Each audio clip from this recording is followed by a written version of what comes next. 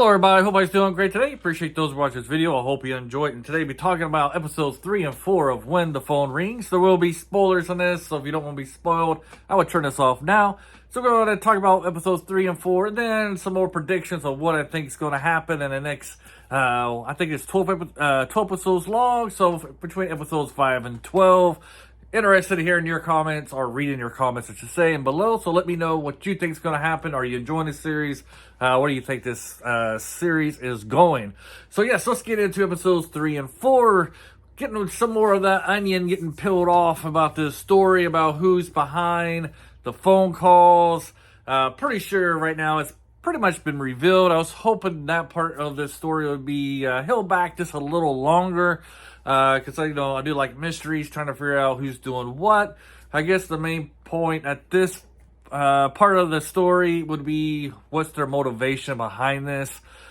All right, so it seems to be, to me, I think they've revealed it, right? Who did this is the mom of our male lead here. I think she's behind the phone calls. Why she's doing it, I'm not really sure. Does appear, though, that the male lead is not the biological son of his parents, that there might have been some kind of adoption. Something's going on. There's a couple revelations this. One is when in episode 3 or 4, I can't remember which episode, he's having a flashback when he's eating dinner with the family. They're having like a big gathering. He's not eating fish. And she tells him, my son eats fish. And then there's another scene where he's with our female lead in the elevator, and he's talking about how any parents who are willing just to trade off their child is not worth, what does he say, not worth worrying about, or their words aren't worth much. So there's a couple instances where it seems that he's probably adopted son or somewhere along the lines of his parents. And I think the guy who is behind the phone calls is actually the actual biological son of his parents. And I think the mother is involved in this. I don't know if she's wanting to ruin our Melody's life or perhaps her husband's life. I'm not really sure what her motivation behind this. Maybe she's still bitter that for some reason her son got switched out. I think their son is still alive because I think she's working with the biological son and behind the phone calls. Of course, the reason for the biological son to be so bitter is because he should be the one with all the wealth and with the prestige of the family. I also think with our second male lead, I'm kind of happy with the second male lead because he's not just there for, doesn't seem like at this moment he's just there to give competition to the male lead over his wife. He actually has a purpose in his story, and it seems like his purpose is going to be more about who the guy behind his phone calls. We see him as when he was a child, he was playing with his kid, he was wearing a mask, and there was something in the basement that was kind of disturbing. I don't know if it was a murder. It sounds like it might have been a murder case. That's what I'm going with. Or maybe he just slaughtered a bunch of animals in the basement, but I think there's something about a murder case. And perhaps the parents traded out their biological son to cover up the murders or this crime that their son did. A couple of reasons why I think the kidnapper and the son, their son is, or this kid that the second male lead played with a long time ago when it was the kids, are the same persons, because the kid was wearing a mask. I know it's kind of silly for me to say that. Maybe it's not silly, but he's wearing a mask. The guy, is wearing a mask. Of course, if you're going to kidnap somebody, you might want to wear a mask so they don't know who you are. But it's kind of, to me, it's kind of linked that, the kid was always wearing a mask. Seemed a little bit disturbed. The guy now, the grown-up guy, is disturbed a little bit as well. So I'm thinking, their kid and the mom is trying to somehow get rid of the male lead, or at least she's clearly not happy with the female lead because she's deaf and can't speak, and she's probably wanting the other daughter, who seems to be at the time of the marriage, and it was more sought after. She was more prestigious, more glory, and it would have been very better for the marriage if she was your actual wife and you could show her off.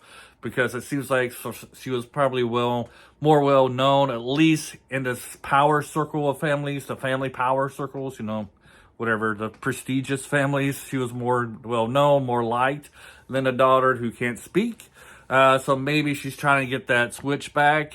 Maybe that's the reason behind it. So we don't know really the motivation behind these attacks yet, and why they want this switch to happen.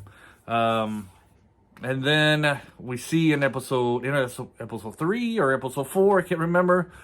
We see that the daughter has returned back to Korea. Why she's back in Korea, I don't know. Maybe she regrets not going through with the wedding. We don't know. We just see her walking through the airport. Why she's there, part will be revealed next weekend, episodes 5 and 6. Do I think that the daughter is behind this? I'm about 50-50 right now on this one. What do you guys think? Is the daughter wanting to get back into the marriage with the male lead? Do you think she has any regret in not following through? What do you guys think about that? Right now, I'm 50-50 though. She's going to be in with this, I don't know, phone calls, I guess I want to say, or she's going to be with them trying to break up the marriage of the two leads.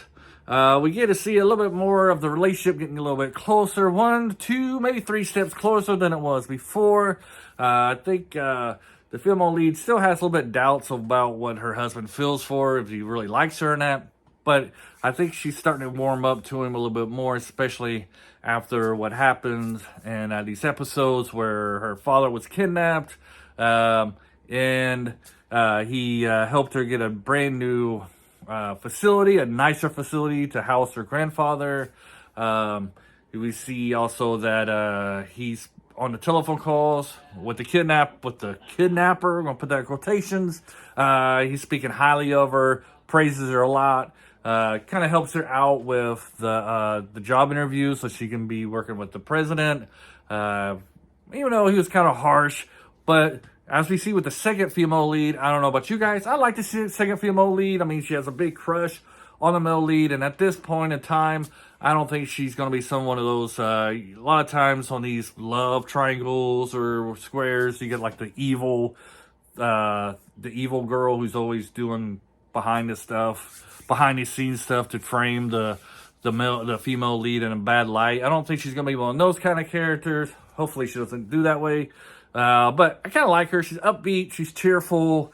You see that she is actually kind of dedicated to her craft. The male lead gave her a bunch of crap on the set, but she worked at it. And now she seems to be very competent at her job. And she's cheerful. I kind of like it. I'm kind of pushing for her if there's any relationship. Maybe the 2 seconds get together. Second female lead and a second lead can get together at the end. I'll be fine. I think they're going to probably form a relationship as they work together to solve what other mystery that says that the second male lead stumbled upon. I just call them leads and stuff like that because I'm terrible in pronunciations. We're ruining their names. What else I want to say, really? We got a lot of visualization going on here. We see that our male lead has red soles on his shoes.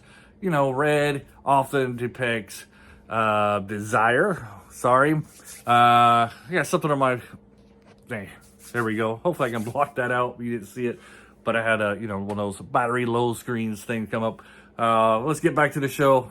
But Exodus 3 and 4, no drop off in quality of the show. Still very good. Excellent stuff going on in this show. Very much waiting for this next weekend. It's kind of torture.